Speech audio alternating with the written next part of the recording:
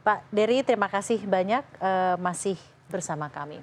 Seperti yang tadi sudah kita bicarakan ya Pak ya, East Asia Summit berjalan sukses tadi kalau katanya Pak Dery. Ada Leaders Declaration, outputnya juga sudah tercapai, despite all the tense meetings dan apapun berjalan lancar, berjalan sukses, itu kita patut apresiasi. Kedepannya seperti apa? Mengawal dan menjaga komitmen dari hasil pertemuan dan Leaders Declaration tersebut Pak. Ya tentunya ke depan 2024 kan kita sudah tidak ketua lagi ya. Ketua ASEAN akan beralih ke Laos mulai 1 Januari 2024. Tentunya menjadi kewajiban kita untuk tetap mengupayakan, memastikan bahwa all the commitments yang kita dapatkan selama tahun 2023 ini itu dapat diimplementasikan. Apakah itu langsung bisa diimplementasikan ataupun ada tindak lanjut tertentu yang kita perlu terus lakukan untuk itu bisa diimplementasikan. Jadi contohnya untuk leader statement on epicentrum of growth ini, kita harus melihat isinya ini arahnya kemana saja. Utamanya kan kalau menurut saya itu food security. Food security itu harus kita tindak lanjuti seperti apa bersama dengan EAS. Kemudian energy security, kemudian financial stability, kemudian ada regional health architecture. Nah, 4 hal utama ini tentunya banyak hal lainnya juga ya. 4 hal utama ini kan memang merupakan pilar-pilar dari keketuaan Indonesia. Dan semua itu kalau menurut saya mengarahnya kepada epicentrum of growth-nya. Dengan adanya epicentrum of growth itu harapan kita ASEAN Matters-nya juga akan terpenuhi. Nah itu yang harus kita pastikan bersama dengan ASEAN lainnya, bersama dengan ketua berikutnya. Kita harus mensecure, memastikan, menjaga bahwa apa yang sudah kita dapatkan tahun ini itu implementasinya bisa dilaksanakan di tahun-tahun berikutnya. Jadi dan juga tetap komunikasi terjalin dengan baik ya Pak ya? Oh iya, ya itu kalau menurut saya modal dasar dari diplomasi ya. Komunikasi, dialog, engagement, itu terus kita lakukan. Passing on ke Laos, dan tentunya nanti akan ada 19 East Asia Summit ya Pak ya. Apakah pembahasan-pembahasan dan juga kalau tadi yang Bapak sebutkan convening power gitu ya, dari Laos sendiri kurang lebih menurut Anda akan sama dan terutama message untuk East Asia countries yang menjadi partner dari ASEAN ini bakal seperti apa Pak? Kalau menurut saya ya berdasarkan pengalaman yang ada, chairmanship suatu negara yang menjalankan, mereka tentunya akan menentukan tema mereka apa. Kemudian prioritas fokusnya apa. Seperti kita kan sudah ada tema, kemudian prioritas kita apa saja. Laos juga akan melakukan hal yang sama. Dan itu bagi negara mitra ataupun 19th East Asia Summit nantinya tahun 2024, itu merupakan suatu komitmen mereka untuk tetap melaksanakan atau menghadiri 19th East Asia Summit itu. Dan Indonesia tentunya sebagai salah satu natural leader dari ASEAN, kita juga tetap memiliki kewajiban untuk ikut mendorong, membantu chair kita berikutnya untuk sukses juga keketuaannya. Dan kita juga akan memainkan peran di mana negara-negara mitra kita akan juga hadir seperti sama yang dilakukan oleh mereka di tahun ini. Karena kita tahu dalam hal Leaders Declaration ada yang mungkin langsung bisa terimplementasikan, ada juga yang it's a long game gitu ya Pak, dalam hal ini butuh waktu ya, ada prosesnya dan tentunya ini kan di pass on ke Laos, tetap dikawal ke depannya untuk ASEAN Summit berikutnya ya bersama ketua ASEAN tahun depan kita akan memastikan bahwa komitmen yang sudah kita peroleh tahun ini itu bisa terus terlaksana atau terimplementasikan di tahun-tahun berikutnya. Nah sebenarnya sejauh ini atau selama ini kolaborasi yang terjadi antara ASEAN dan juga para East Asia countries ini dalam hal ekonomi, bisnis, investasi itu signifikan atau tidak Pak, dan bagaimana sebenarnya? Kalau menurut saya sangat signifikan ya, karena kalau kita lihat satu persatu negara-negara peserta EAS itu, ada Amerika, ada Rusia, ada China, ada ROK, Jepang, Australia, New Zealand, India, itu kan juga major powers di bidang ekonomi ya. Most of them are developed countries, negara-negara Kita kan maju. developing nih kalau Ya. ASEAN mostly. Jadi negara-negara maju itu tentunya memiliki advantages ya, atau keunggulan-keunggulan tertentu yang bisa kita manfaatkan. Dan itu As juga from their side, apa yang bisa dimanfaatkan dari kita? 10 developing countries ASEAN. ya expertise mereka, mereka memiliki teknologi, memiliki para ahli, kemudian juga dukungan finansial, dukungan pemikiran, prakarsa-prakarsa ide terhadap suatu proyek, terhadap suatu konsep pemikiran. Semua kan kita coba serap. Tapi kepentingan mereka untuk ASEAN, Pak? Karena kan kita developing, Pak, dan mereka developed countries. Ya mereka tentunya tahulah bahwa kawasan kita adalah kawasan yang dinamis, kawasan yang memiliki banyak potensi, dan dari potensi yang ada itu kan mereka juga ingin mencari atau mendapatkan apa sih yang bisa bermanfaat untuk mereka. Jadi Tidak hanya dari ekonomi tentunya ya, Pak ya. jadi take and give lah kalau menurut saya ya. Mereka tentunya memiliki kepentingan terhadap kawasan Indo-Pasifik. Indo-Pasifik itu kan sangat luas ya. Ya. Tidak saja ASEAN, ASEAN berada di center dari Indo-Pasifik itu.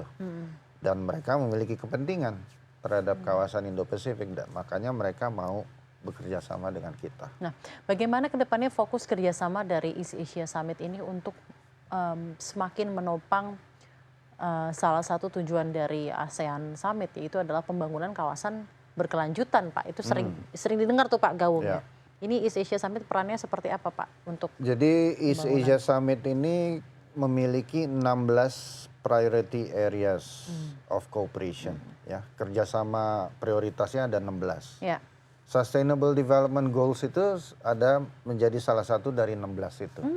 Jadi East Asia Summit itu selain bekerja sama misalnya untuk maritime cooperation, untuk education, untuk environment, juga ada pencapaian Sustainable Development Goals. Jadi itu sudah included di dalam kerjasama itu. Dan itu direfleksikan ke dalam Plan of Action. Apa Jadi itu Pak? EAS itu memiliki rencana aksi 2024-2028, dan ini juga Indonesia yang berhasil mengadopsi selama keketuaan kita itu diadopsi. Untuk 4 tahun ke depan tuh sudah dijabarkan. Oh. Kerjasama menyeluruh di East Asia Summit itu apa saja. Dan Sustainable Development Goals termasuk di situ. Jadi pembangunan berkelanjutan, lingkungan hidup, konektivitas, itu ada semua di East Ada Asia semua Summit. ya Pak ya untuk mengawal SDG itu tadi sebagai salah satu dari 17 poin ya Pak, 16 poin pertemuan dari East Asia Summit. Baik, ini juga salah satu lagi Pak yang tentunya ingin kita tanyakan. Pak Jokowi itu sangat menggaungkan bahwa ASEAN itu sudah sepakat untuk downstream policy industrialization ya Pak ya. Dan tentunya di ASEAN kita ketahui negara-negara ASEAN even though as an economic we are developing countries, tapi kita ini abundant of natural resource-nya luar biasa. Benar. Ya Pak. Bagaimana forum dari East Asia Summit ini nantinya akan mendukung hilirisasi industri di negara ASEAN, tidak hanya dari segi ekonomi, Pak? Ya, itu tentunya kita juga ajukan ya agenda hilirisasi itu kepada Downstream East policy, Asia ya, Summit, Pak. downstream policy itu kepada East Asia Summit. Tentunya dalam hal suatu agenda diajukan itu kan tentunya ada pandangan-pandangan yang perlu kita accommodate juga ya. Dan apa yang dicanangkan oleh Pak Presiden, Pak Jokowi dalam konteks downstream policy ini tentunya kita bawa ke berbagai forum. Di ASEAN juga kita bawa sepanjang itu memungkinkan, di IAS juga itu juga selalu kita kedepankan. Jadi semua kepentingan nasional Indonesia itu kita tentunya coba kita bawa ke berbagai forum termasuk forum-forum ASEAN. Bagaimana tanggapan dari East Asia Leaders terhadap tujuan dari ASEAN untuk, kan katanya kalau dari ASEAN sendiri untuk nilai tambah ya Pak ya, sampai kapan nanti ASEAN countries ini hanya ekspor raw materials, kita ingin juga secara industrial maju dan memiliki value added dalam ekonomi, terutama kan kita mostly ASEAN tuh eksportir terbesar keempat gitu ya Pak ya di dunia. Tanggapan dari East Asia dalam hal industrial Ya, downstream policy? secara umum ya, untuk urusan perdagangan, untuk urusan investasi, itu juga menjadi salah satu poin kerjasama utama di East Asia Summit. Secara umum tentunya dukungan itu ada, tapi kalau kita bicara secara lebih teknis dan spesifik, tentunya mereka perlu mengkaji lebih lanjut. Apakah agenda-agenda downstreaming policy itu bisa sesuatu yang bisa mereka terima secara serta-merta, itu dulu atau ya, Pak, mereka ya. membutuhkan kajian lebih lanjut. Yang penting adalah bahwa mereka mengetahui agenda itu. Dan untuk kedepannya kita akan upayakan apakah itu bisa dimaterialisir, direalisasikan sesuai dengan keinginan Indonesia, atau perlu ada adjustment tertentu berdasarkan feedback atau tanggapan dari negara-negara partner itu. Tapi itu sudah disampaikan ya Pak ya kemarin di East Asia Summit ini ya Pak ya. Ya. Baik, dan mungkin related to the East Asia Summit ya Pak ya. Apa harapan Anda terhadap kemajuan hubungan antara ASEAN countries dengan East Asia leaders? Kalau memang sudah baik, apa yang sebenarnya kedepannya perlu dipertahankan, dan apa yang dari hubungan ini juga masih tetap harus perlu dievaluasi untuk kebaikan semua Pak? Dalam suatu hubungan ya, atau dalam suatu mekanisme seperti East Asia Summit ini, evaluasi itu selalu diperlukan. Karena 100% keinginan kita tidak tercapai. Misalnya ya, mungkin 90%, 95%, dan tentunya kita harus evaluasi terus. Apa yang perlu kita lakukan ke depan untuk tercapainya 100% itu. Kemudian juga yang paling penting adalah kita terus menjaga dan memanfaatkan forum ini untuk kepentingan ASEAN dan kepentingan Indonesia, yaitu tetap engage dengan mereka, tetap menawarkan suatu daya tarik bagi mereka untuk tetap engage dengan kita. Jadi itu kalau menurut saya yang senantiasa perlu dilakukan oleh ASEAN dan Indonesia tentunya, untuk bagaimana caranya 8 negara ini tetap memiliki ketertarikan, tetap memiliki suatu kepentingan, tetap merasakan bahwa East Asia Summit itu memang ada manfaatnya untuk mereka, sehingga East Asia Summit ini akan terus berkembang. Akan terus berkembang dengan menelurkan hal-hal yang bermanfaat bagi Indonesia dan ASEAN. Jadi saya kira evaluasi itu selalu kita laksanakan. Apakah masih ada yang kurang, apakah ada yang belum tercapai sepenuhnya. Tapi yang paling penting adalah memastikan bahwa East Asia Summit ini terus berlangsung untuk kepentingan kita dan ada manfaatnya. Inklusif untuk semua ya Pak ya, komunikasi yang terjalin ini ya Pak. Tidak hanya di summit namun juga karena East Asia Summit ini selain leaders kan juga ada sampai dengan tingkatan saya, tingkat dubes ya. Dubes, SOM, menteri, itu ada, dan itu selalu agendanya kurang lebih sama. Yang kita upayakan adalah kemanfaatan dari East Asia Summit ini tidak saja bagi ASEAN dan Indonesia, tapi juga untuk mereka.